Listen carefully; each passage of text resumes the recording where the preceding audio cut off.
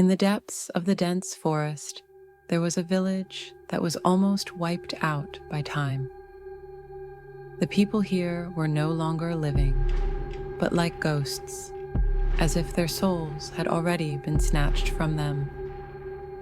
This village was caught in the web of a terrible curse, a curse that knocked on their doors every night. Hollow people.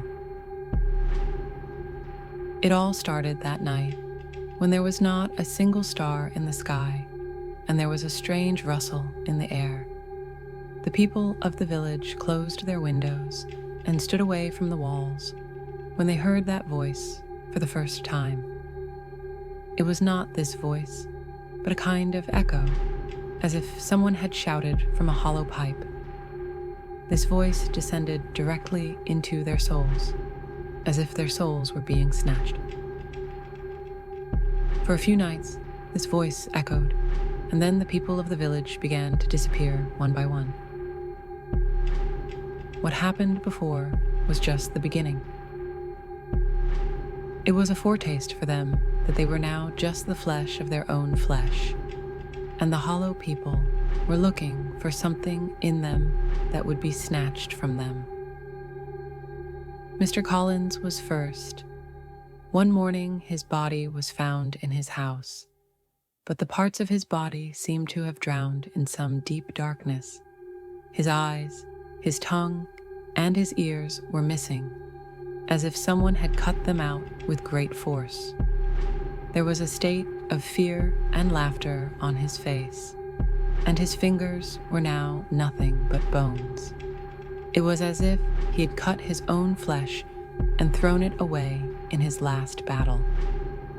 There was a knife lying next to him, stained with blood, but someone else's blood was smeared on it.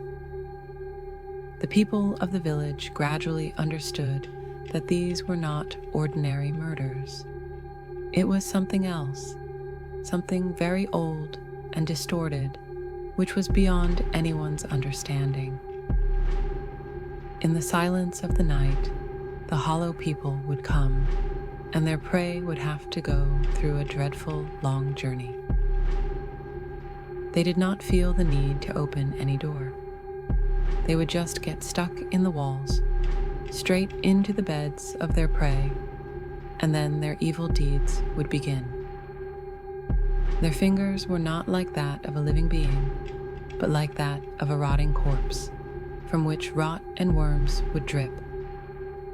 They would enter the body of their prey as if they were trying to break their bones, and then slowly, through pain and torment, they would pull their soul out. They would not kill the soul, no. They would keep it inside and lock it up in a dreadful torment, through which the soul would suffer and settle in their corpse. The soul would now turn into hollow flesh, and the prey would become a part of the hollow people. Evelyn had lost her family. Her corpse was found in her house, but it was completely distorted. Her eyes had come out as if she had seen something invisible, and there were signs of countless scratches on her skin as if she had torn her own flesh and thrown it away. Evelyn could hear her dying every moment. Her screams still echoed in her ears. She knew that the hollow people would return, and she had decided that instead of running away from them, she would face them. That night, when the whole village was locked up in their homes, Evelyn picked up a lollipop and an old, war-eaten knife and walked towards the forest. She saw that the branches of the trees were now sprouting in a strange, unknown language, as if they were preparing for a dreadful ritual.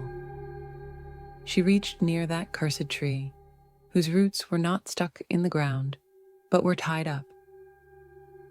From the bark of that tree, thick black wood was rustling, which came out of some rotten flesh, giving off a foul smell.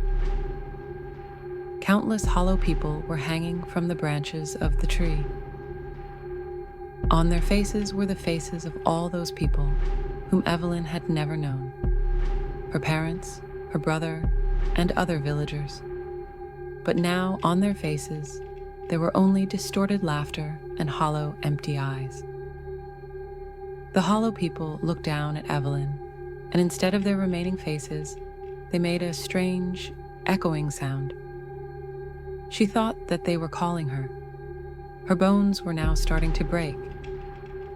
Her body was trembling, but she suppressed her fear and grabbed the knife tightly.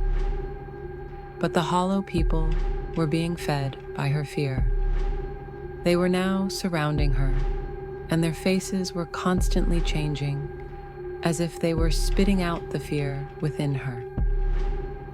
Her fingers, which used to look like pieces of dead flesh, were now alive and moving towards her face. They grabbed her jaw and forced her to look at them. Evelyn saw their distorted eyes in her eyes, and she saw that they were pulling her soul.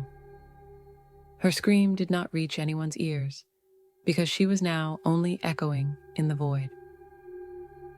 Her body had now become a hollow shell, and they had trapped her soul in their darkness.